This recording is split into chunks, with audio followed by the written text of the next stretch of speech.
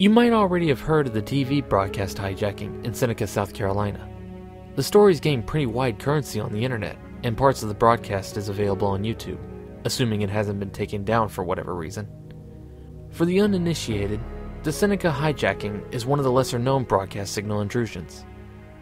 It was big news here, but the nation news media barely touched on it. Anyway, I've decided to jot down my impressions of the whole thing, even though other eyewitnesses have already described it more eloquently than I could.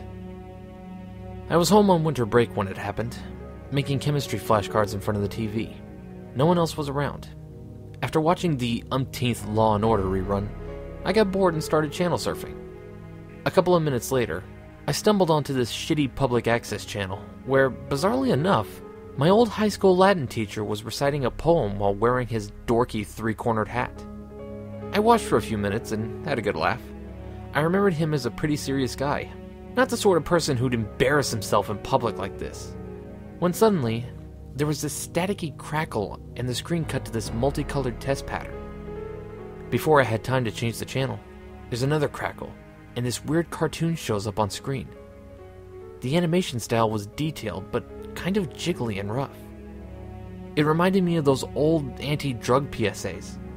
Anyway, it seemed normal enough at first.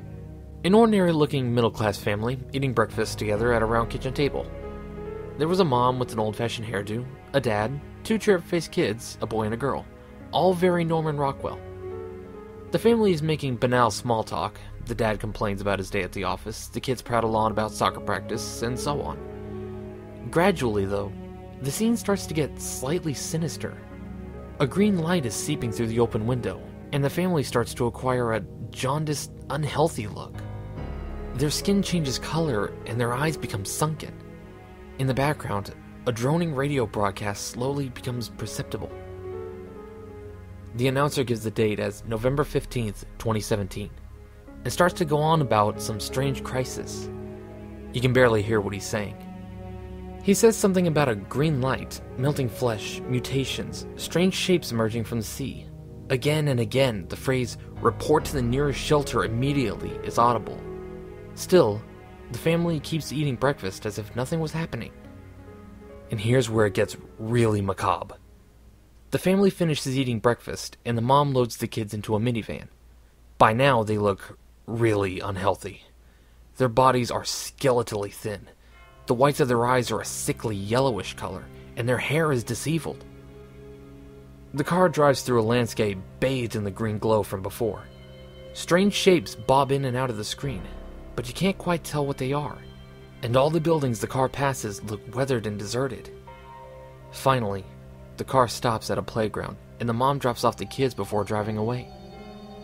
There are large, odd-colored rocks all around the ground, and moaning can be heard in the distance. The kids hang mirthlessly on the monkey bars for a while. Eventually, the camera pans over the playground, and you see that the rocks littering the ground aren't rocks at all, but naked human forms, horribly disfigured. They seem to be either growing into or from the ground, I can't say which, and they are very much alive. Behind the monkey bars, a tree can be seen with a human face growing from the trunk. Its features are writhing and contorted in agony.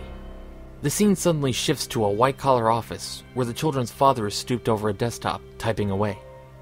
His features are as sunken and diseased as the other family members, and the office is covered in a green glow.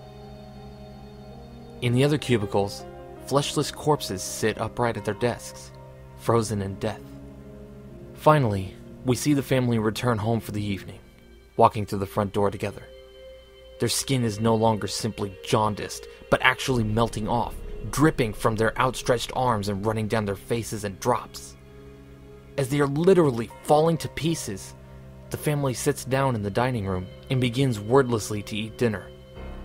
Their flesh becomes more and more amorphous, ribbons of skin dangling from their bodies like the tendrils of an octopus.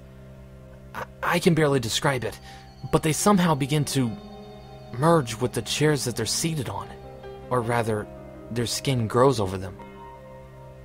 By now, their skin has the consistency of melted ice cream, and they are barely recognizable as human, except for their eyes, which somehow remain intact. The camera zooms closer and closer to the table, and finally, their eyes all moved directly toward the camera, conveying a feeling of unfathomable sadness. The screen goes black and large white letters appear on the screen. Report to the nearest shelter immediately. Remaining at private residences is strictly prohibited. And with that, the screen turned to static. I stared in stunned silence for a few minutes before the banal local channel switched back on. And that's all I know, really. I almost thought I was dreaming until the paper reported the story the next day. God knows what really happened. A ridiculously elaborate prank? An ill-advised viral marketing campaign? The crazier parts of the internet have their own theories. You can look up the video for yourself if you're morbidly curious.